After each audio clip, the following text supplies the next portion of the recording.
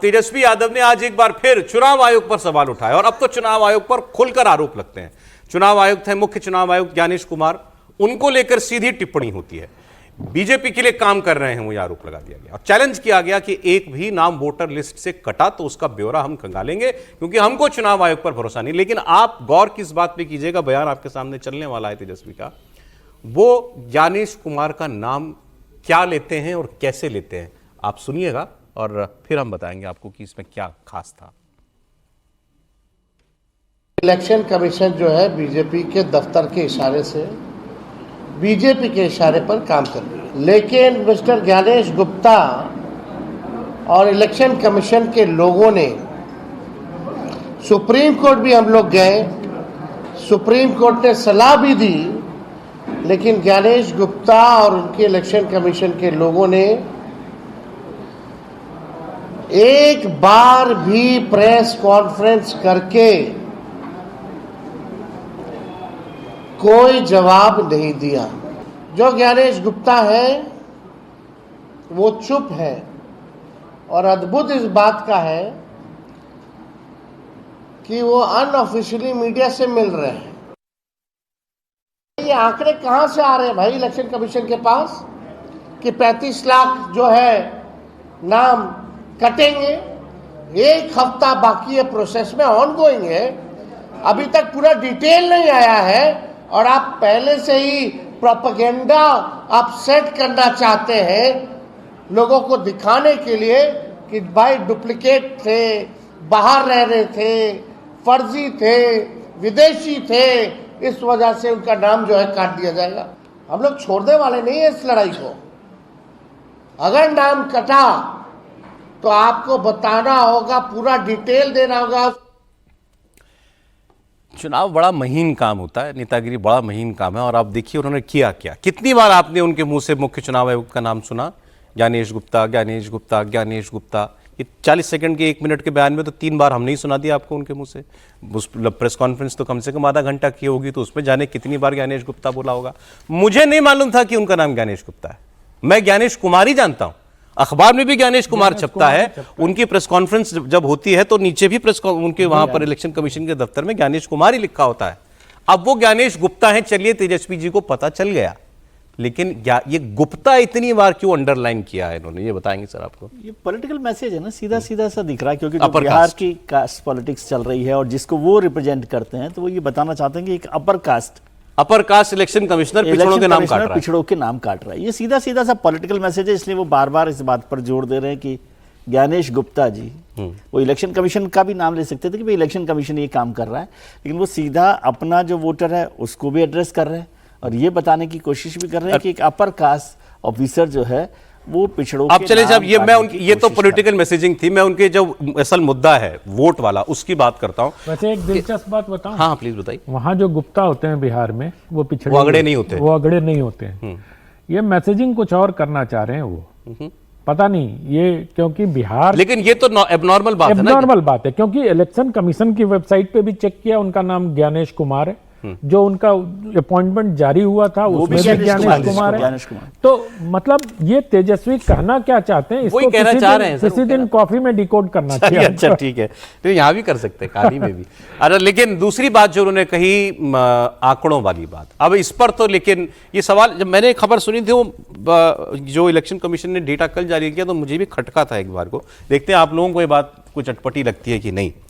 3-4 दिन पहले ये खबर आई और ये इलेक्शन कमीशन के सोर्सेस से खबर थी, ऑफिशियल खबर नहीं थी, जिसको उन्होंने कहा हम सूत्र को तो मूत्र समझते हैं, ये बयान इन्होंने दिया था। वो खबर क्या थी कि इतने % लोग मर गए हैं बिहार में, जिनके जो हमारे वोटर लिस्ट में हैं, इतने % लोग दूसरी जगहों पर शिफ्ट हो गए हैं, बिहार में नहीं रहते हैं, इतने % लोग का 2 जगह वोट बना हुआ है। आप उसका सारा परसेंटेज, बिहार में 7.9 करोड़ वोटर है, आप गुणा भाग कर लीजिए, वो संख्या आती है 35 लाख। हमने इस प्रोग्राम में आपको वो आंकड़ा दिया था। अब कल इलेक्शन कमीशन का ऑफिशियल एक डेटा आता है कि हमारी इस एक्सरसाइज में BLO जब घर घर गए तो 35 ही लाख लोग हमको घर पे नहीं मिले। और ये तेजस्वी यादव यही बात कह रहे हैं कि पहले सोर्सेस से 35 लाख, फिर ऑफिशियली किसी और वजह से फिर 35 लाख बताया कि हमको घर पर नहीं मिले। तो मतलब ऑर्डर, वो ये कह रहे हैं ऑर्डर है कि 35 लाख नाम काटने हैं। अब तेजस्वी जी का तो वो जाने, लेकिन मैं जो आंकड़े मेरे पास हैं वो मैं आपको बता देता हूं। आपने बताया 7.90 करोड़ वहां पर लोग हैं मतदाता, उसमें से जो 12 लाख हैं वो मृत पाए गए, है ना। ये कोई सोर्स से नहीं है, ये जितना 86-88% अब तक हो गया था कल तक, उसमें से और करीब 5.76 लाख जो मतदाताओं के नाम 2 जगह दर्ज पाए गए। क्योंकि इसमें जो हो रहा है ना, 2003 के वोटर लिस्ट को ध्यान में रख के चुनाव मतलब वो बनाया जा रहा है। बहुत सारे लोग कर रहे हैं ना, अपने आप दस्तखत कर रहे हैं, अपने आप भर रहे हैं। वो अगर वोटर लिस्ट 2003 में उसका नाम है तो उसके वेरिफिकेशन की आवश्यकता ही नहीं है। उसको तो चुनाव आयोग कई बार कह चुकी, ना इसमें कोई सूत्र है ना इसमें कोई मूत्र है ना। तो और उसके अलावा इस तरह अगर आप देखेंगे तो 5.76 लाख, 1256 और इस तरह इन तीनों आंकड़ों को जोड़ने के बाद आपको 35.7 लाख मतदाताओं को 35 ही बनता है ना। हाँ। अब आप कल वाला डेटा देखिए। अब फिर इलेक्शन कमीशन ने कहा हमको 35 लाख लोग घर में नहीं मिले। नहीं, घर में नहीं मिले कि 3 क्लासिफिकेशन भी तो बताया इलेक्शन कमिश्नर ने कि आप कुछ लोग मृत हैं, कुछ लोगों के 2 जगह हैं। वो इसके अलग है, वो अलग है, उससे अलग डेटा है। ये मैं आपको रीड आउट कर दूं। ये जो आपने डेटा दिया, एक मिनट, ये ऑफिशियल डेटा नहीं है, ये सब जगह हमने भी ये डेटा दिखाया था। सर 10 सेकंड, ये ऑफिशियल नहीं है, लेकिन ये सोर्सेस से था, ये सोर्सेस से ऑफिसर आ गया है सर, बाद में आया कुमार जी का कल आप देखिए, इसे पढ़ लीजिए, फिर ये बाद में आया होगा। वो जारी होता है, जारी किया कुमार जी ने, सूत्र ने एक दिन पहले कल जारी कर दिया। ये देखिए ना, वही जो मैं बात कह रहा हूँ वही आप ये देखिए कि मतदाता सूची में 71,38,000 वोटरों का आपने ये लिखा है कि नाम कटेगा। आप ही लिख रहे हैं ना कि इनमें से 35 लाख लोग अपने आवासीय पते पर नहीं रहते। अपूर्व कुमार ने बताया कि 35 लाख पते पर 35 लाख अपने पते पर नहीं रहते और परमानेंटली शिफ्टेड अलग हैं। वो ये कह रहे हैं कि 2 अलग-अलग दिन अलग अलग वजहों से सेम डेटा क्यों दिया इलेक्शन कमीशन ने। तेजस्वी यादव का सवाल ये है। अच्छा, तेजस्वी यादव जी को तो विजय जी से जवाब दिलवा दीजिए। आप समीर जी बात पूरी कर लें। देखिए, अपूर्व कुमार जी ने कल बहुत स्पष्ट बोला कि 71 लाख लोग अभी तक जो उनका डाटा हुआ है, 88.65% चुनाव आयोग ने काम कंप्लीट कर लिया है और सिर्फ 55 लाख लोग बाकी है जिनका गणना पत्र अभी चुनाव आयोग करेगा और चुनाव आयोग के पास अभी समय है। चुनाव आयोग ने यह भी स्पष्ट बोला है कि जो 71 लाख लोग, जिसमें से 35 लाख अपने पते पर नहीं पाए गए, 12 लाख के करीब लोग का निधन हो गया है, कुछ लोग स्थायी रूप से बिहार छोड़कर चले गए, किसी का डुप्लीकेट वोटर ID कार्ड होगा, इसका एक बार फिर हम होम टू होम वेरिफिकेशन करने वाले हैं। ऐसा नहीं है कि जो 71 लाख हमारे इसमें आए तो अब उन्होंने 71 लाख वोटर को हम डिलीट कर देंगे। एक बार फिर हम इसका एक और विजिट होगा करने वाले हैं।